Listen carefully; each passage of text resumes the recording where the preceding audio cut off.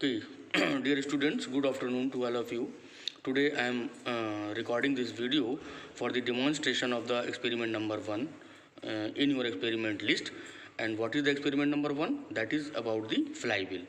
So I am reading the object over here, okay, and you can correlate this video with the experiment manual of flywheel, and then you can understand the things properly.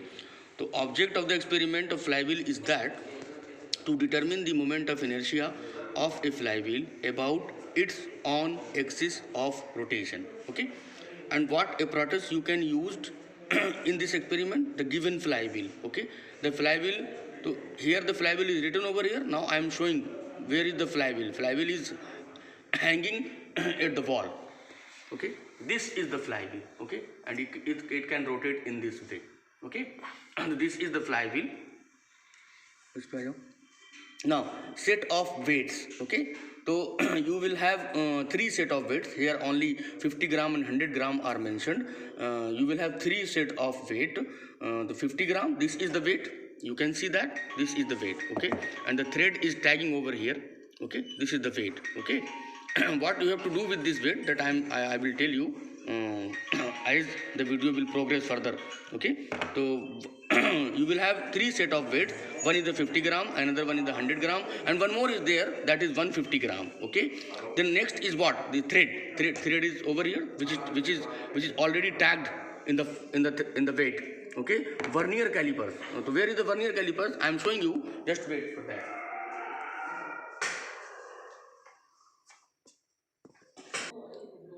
Okay तो आपको धागा दिखा दिया मैंने, ये आपका thread है, ठीक है। ये आपका थ्रेड है, इसमें जो वेट बंधा हुआ है। इसके बाद में ये आपका वर्नियर कैलिपर्स है, जो नेक्स्ट लिखा हुआ है वर्नियर कैलिपर्स लिखा हुआ है। वर्नियर कैलिपर्स का हमें जो है वो लिस्ट काउंट की ज़रूरत होती है, उसके लिए मैं एक वीडियो छोटा सा बना के और वो भी अपलोड करूँगा।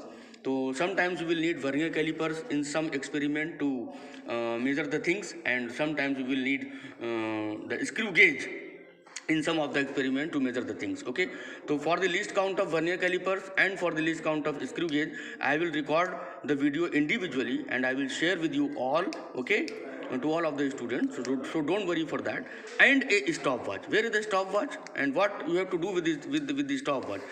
This is the stopwatch. Okay, so what actually you have to do, you have to tag this thread with the axle of the flywheel. Okay, and then how many rounds of the thread will be taken? The round should be 12, and this number 12 will be fixed for each and every weight. I mean to say that for 50 gram you will take 12 rounds of this thread. Then for 100 gram you will have to take the 12 rounds of this thread. Then for 150 gram also you will have to take the 12 rounds of this thread. And how this thread will be wrapped over the axle of the flywheel, that I am showing you over here. Okay, so that I am showing you over here. इस तरफ आ जाओ, सामने आ रहा। In this way you can shape, you can wrap. तो इस पर भी चल रही है on.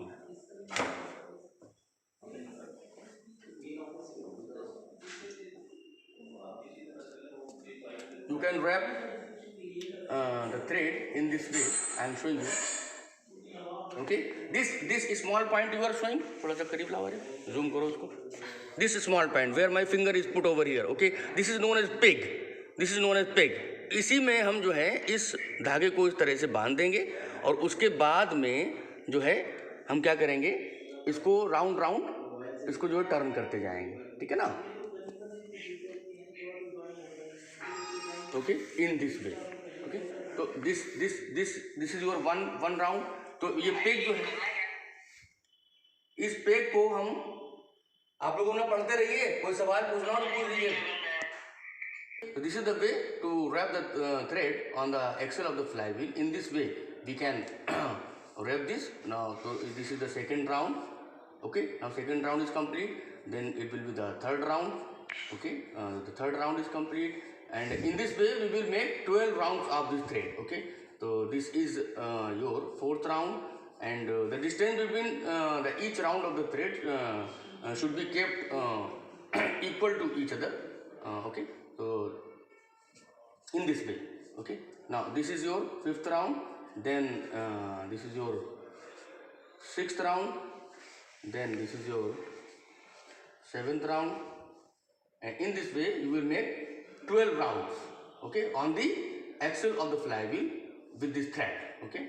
So I should count. I am counting the round 1 2 3 4 5 6 7 8 9 10 11, okay. One more round is there, okay.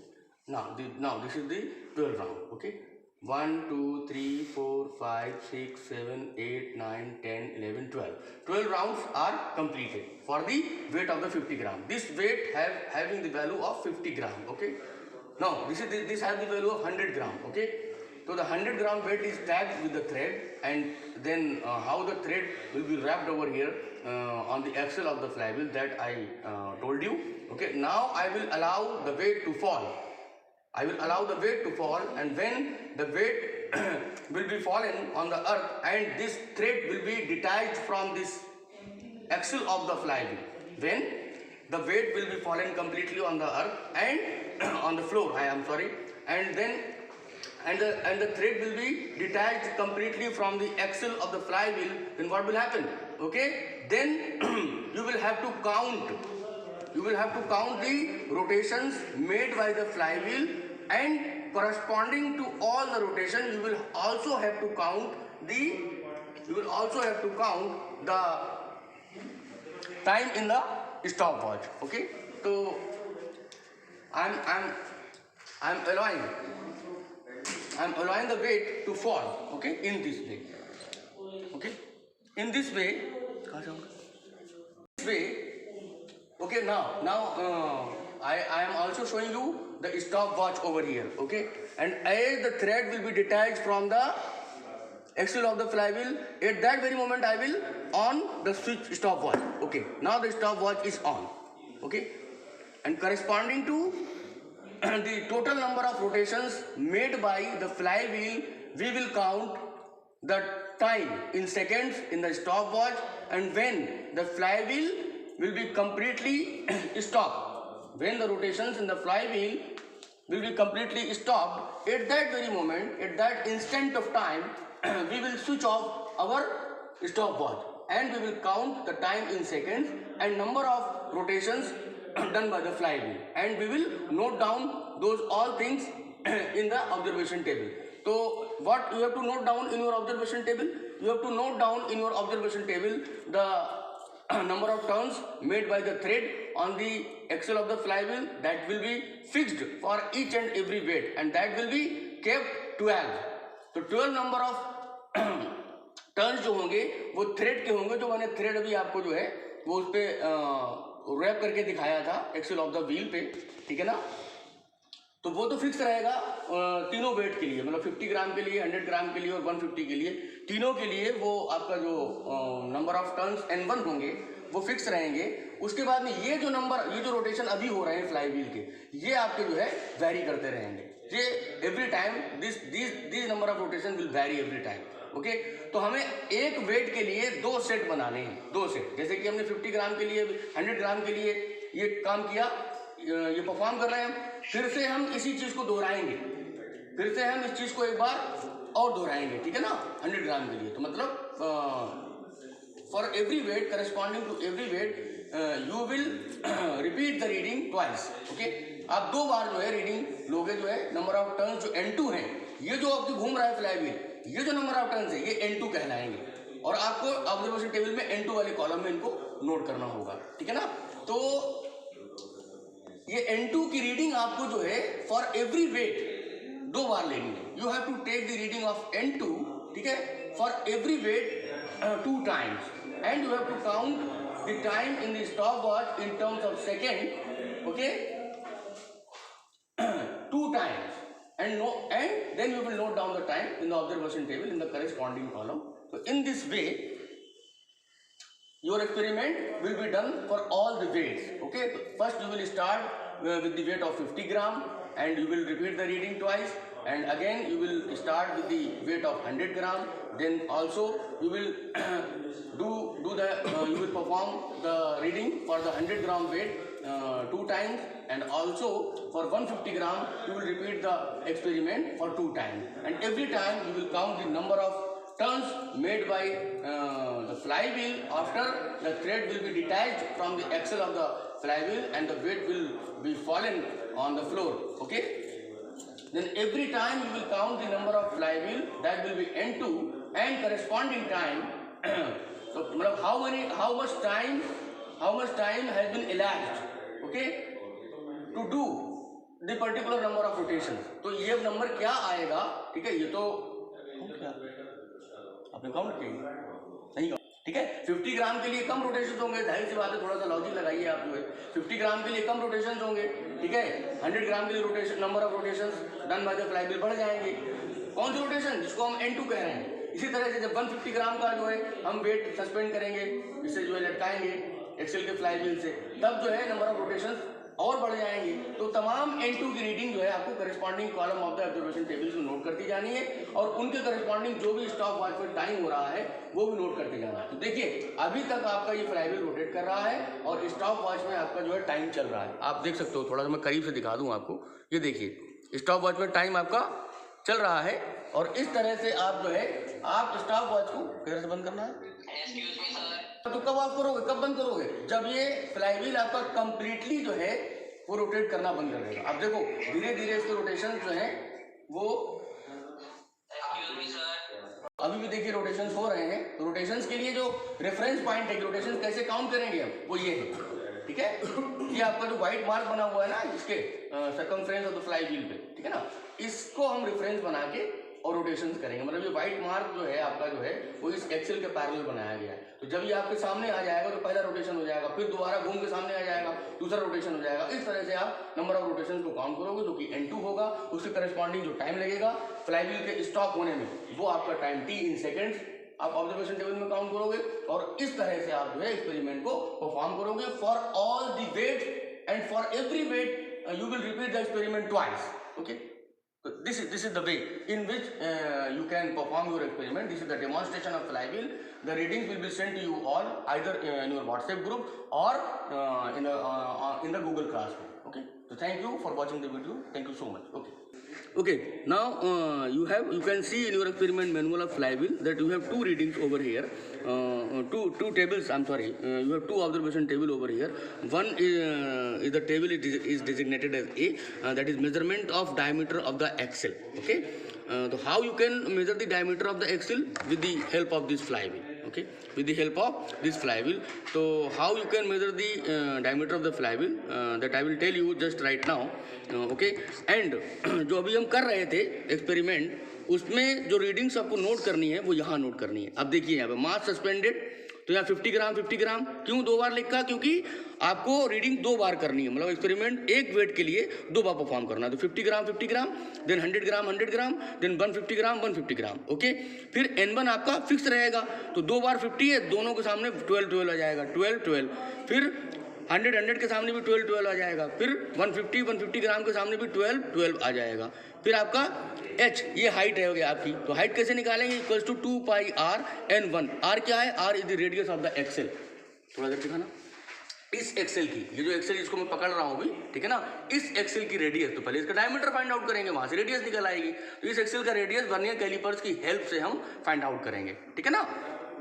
तो वो आपकी R की वैल्यू, अब यहाँ दिखाओ, अब R की वैल्यू हम इस फॉर्मूला में रख देंगे। पाई की वैल्यू नोन है, N1 आपको नोन है, दैट इज 12। तो यहाँ से H कैलकुलेट हो जाएगा फॉर एवरी वेट, ठीक है। तो 50 ग्राम के लिए H की 2 वैल्यू आएंगी, ठीक है, जैसे N1 की 2 वैल्यू है। इसी तरह 100 ग्राम के लिए H की 2 वैल्यू आएंगी, जैसे कि आपकी N1 की 2 वैल्यू है। इसी तरह से 150 ग्राम के लिए H की 2 वैल्यूज आएंगी, जैसे कि N1 की 2 वैल्यूज आएंगी। उसके बाद में जो आपने टाइम काउंट किया था स्टॉप वॉच में, ठीक है, तो वो टाइम आपका जो है मिनट एंड सेकंड में आ रहा था। स्टॉप वॉच में जो आपको शो होगा, जो दिखेगा, वो मिनट और सेकंड की फॉर्म में दिखेगा।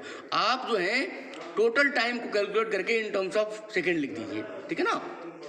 तो यहाँ पे आप 2 वैल्यू लिखेंगे, क्योंकि आप एक्सपेरिमेंट हर वेट के लिए 2 बार कर रहे हो ना, 2 बार रिपीट कर रहे हो रीडिंग को, जो है एक बार लिया फिर दोबारा फिर लिया, तो इसलिए जो है यहाँ पे एक टाइम आ जाएगा 50 ग्राम के लिए, फिर दूसरा टाइम आएगा 50 ग्राम के लिए, ठीक है ना। उसके बाद इसी तरह से फिर एक टाइम आएगा 100 ग्राम के लिए, फिर एक और टाइम आएगा 100 ग्राम के लिए। इसी तरह से like wise for 150 gram there will be 1 T and then another T in seconds.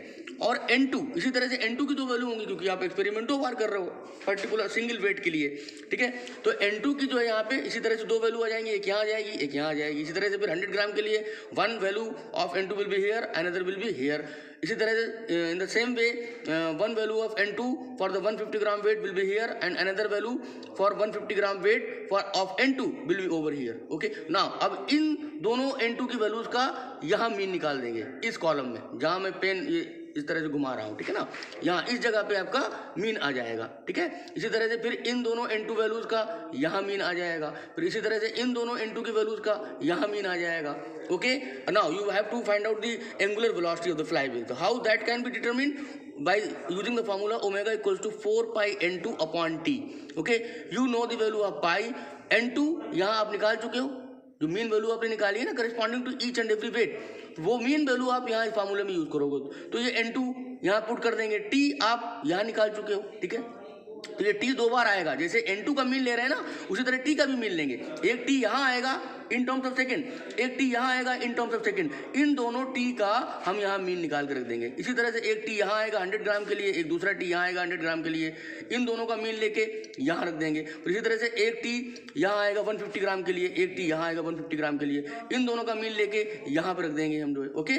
तो इस तरह से टी की हमारे पास 3 वैल्यूज हो जाएंगी मीन वैल्यू। और इसी तरह से in the same way we will have 3 values of N2, we will have the 3 mean values of N2, one is here, another is here, third one is here, okay। By using the value of N2 and T in this formula omega equals to 4 pi N2 upon T, you can calculate the angular velocity of the flywheel in terms of radian per second. So you will have one value of omega over here for 50 gram weight, you will have another value of omega over here for 100 gram weight, you will have one other value of omega over here for 150 gram weight. Now you have to calculate the value of moment of inertia which is denoted by I, ठीक है। तो I को calculate करने के लिए कौन सा formula use करेंगे हम, ये वाला फार्मूला यूज करेंगे। थोड़ा सा और पास लाओ, ये वाला फार्मूला देखो यहाँ लिखा हुआ है, आप अपने एक्सपेरिमेंट मैनुअल में देख सकते हो। एक्सपेरिमेंट मैनुअल आप जो है डिपार्टमेंट ऑफ अप्लाइड फिजिक्स की वेब पेज से डाउनलोड कर लीजिए, वहाँ सारे मैनुअल्स डाल दिए गए हैं, ठीक है। तो ये फार्मूला है आपका I equals to m bracket में 2gh अपॉन ओमेगा स्क्वायर, फिर bracket close minus R square bracket close upon 1 plus n1 upon n2।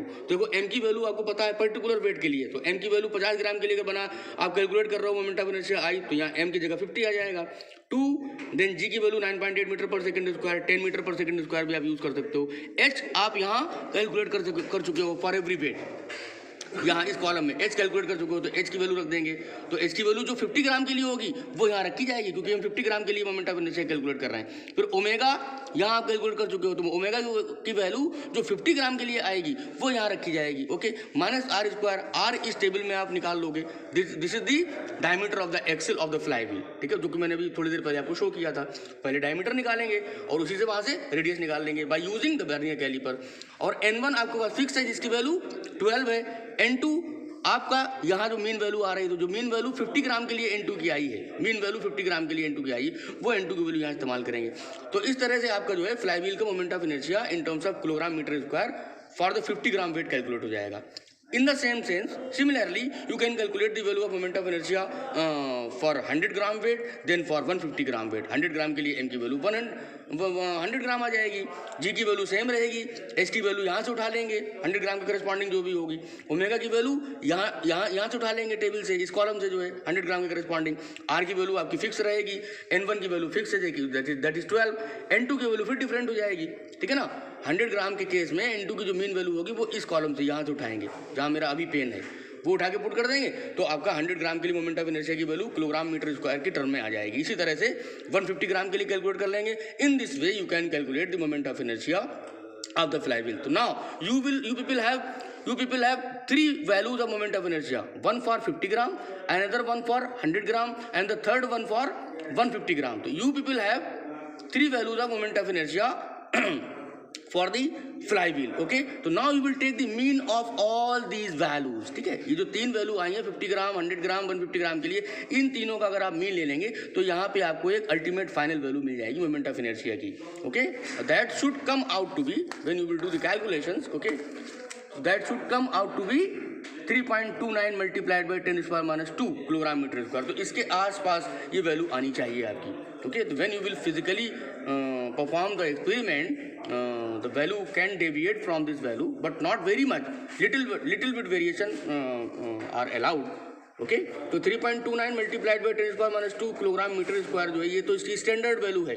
जो फ्लाई व्हील हमारी लैब में लगा हुआ है उसके मोमेंट ऑफ इनर्शिया की standard value 3.29 multiplied by 10⁻² kilogram metre square है। आप कैलकुलेट करोगे थोड़ा बहुत वेरिएशन हो जाएगा, हो सकता है। Okay, in this way this whole experiment can be calculated. Percentage error मैंने बता ही रखा है सभी लोगों को, क्या होता है, मॉड लगाया, स्टैंडर्ड माइनस ऑब्जर्व, मॉड यहाँ लगा दिया अपॉन स्टैंडर्ड और multiplied by 100%। Okay, in this way you can calculate the percentage error in the experiment in the parameter which you have determined by performing the experiment. Okay, तो how much you are deviating from the standard value, that can be told by the percentage error। okay, so these are the precautions, you can write down these precautions by seeing your experimental manual। so in this way the whole experiment can be performed, and for the least count of vernier caliper I will make another video, I will record another video and I will upload to all of you, don't worry for that। you have to determine the diameter of the axle of the flywheel। Okay, axle में भी आपको दिखाऊंगा कहाँ है Excel. ठीक है ना, तो कैसे आपको डायमीटर लेना है, वर्नियर कैलिपर्स को यूज करके हम डायमीटर कैलकुलेट करेंगे फ्लाईव्हील के एक्सेल का। तो reading along any diameter. Okay, reading along perpendicular diameter direction. ठीक है, तो हम जो हैं वो अपने हिसाब से जो है अकॉर्डिंग टू अस, ठीक है, हम वर्नियर कैलिपर्स की एक्सेल के ऊपर, जब एक्सेल के ऊपर रखेंगे वर्नियर कैलिपर्स को, तो उसकी इस तरह से जो है सिचुएशन को सेट कर लेंगे कि एक डायरेक्शन जो है वो दूसरी डायरेक्शन के म्यूचुअली परपेंडिकुलर हो जाए। ओके, तो यहाँ पे हम जो 3 वैल्यू निकाल देंगे, यहाँ पे 3 वैल्यू फाइंड आउट कर लेंगे और उसके बाद में इन दोनों का मीन ले लेंगे और मीन के बाद में फिर यहाँ एक फिर तो ये तो डायमीटर आएगा। ओके, इस डायमीटर से रेडियस की वैल्यू आ जाएंगी, तो जब 3 डायमीटर की आएंगी तो 3 रेडियस की आएंगी। इन तीनों रेडियस का मीन लेके यहाँ फाइनल वैल्यू ऑफ रेडियस लिख दी जाएगी। ओके, इस कॉलम जहाँ मेरी फिंगर है। ओके, ना अब तरह से एक बार फ्लाई व्हील को फंसाया यहाँ पे, ठीक है, वर्नियर कैलिपर्स को एक बार आपने इस तरह से फंसा दिया, तो आपने दूसरी बार जो है इसको इस तरह से फंसा दिया। तो अब ये डायरेक्शन और ये डायरेक्शन परपेंडिकुलर हो गई ना, मेरी फिंगर एक ही है। आप देखो मेरी फिंगर और वर्नियर कैलिपर्स की डायरेक्शन को मिलाइए आप जो है, ये मेरी फिंगर जो वर्टिकल रखी हुई है, ठीक है ना, इस पर इस तरह से वर्टिकली मैंने रखी हुई है, ये तो मेरी फिंगर हो गई और ये वर्नियर कैलिपर्स की direction, this both are perpendicular to each other. Okay, या आप इस तरह से कर दीजिए इसको। ठीक है, तो ये आपकी ये मेरी फिंगर हो गई, ये इस तरह से मेरी फिंगर हो गई, ठीक है ना, और ये आपका वर्नियर कैलिपर्स है। तो देखो ये वर्नियर कैलिपर्स हो गया और ये मेरी फिंगर रखी हुई है, दोनों both are perpendicular to each other. तो आपको इस तरह से मतलब जो है आपको जो है 1 2 3 टाइम्स आपको इस तरह से रीडिंग लेनी है, फिर 1 2 3 बार आपको इस तरह से रीडिंग लेनी है। तो इन दोनों तरीके से जो है आपकी डायमीटर की 3 वैल्यूज आ जाएंगी, 3 अलोंग द डायरेक्शन और 3 इन द परपेंडिकुलर डायरेक्शन। तो उन सबका मीन ले लेंगे हम, उससे वहाँ से रेडियस कैलकुलेट कर लेंगे, तो रेडियस की भी 3 वैल्यू आएंगी, उन रेडियस का मीन ले लेंगे तो रेडियस की फाइनल वैल्यू आ जाएगी। इस तरह से आप इस एक्सेल की, जिसको मैं अभी टच कर रहा हूँ यहाँ पे फिंगर से, इस एक्सेल की जो है वो आप रेडियस फाइंड आउट कर सकते हो, जिसका यूज जो होगा वो मोमेंट ऑफ इनर्शिया को कैलकुलेट करने के लिए होगा और हाइट कैलकुलेट करने के लिए होगा। ऑब्जर्वेशन टेबल सेकंड में आप देख सकते हो, वहाँ एक हाइट वाला कॉलम है और फिर एक मोमेंट ऑफ इनर्शिया वाले फार्मूले में भी आर का इस्तेमाल हो रहा है। Okay, thank you.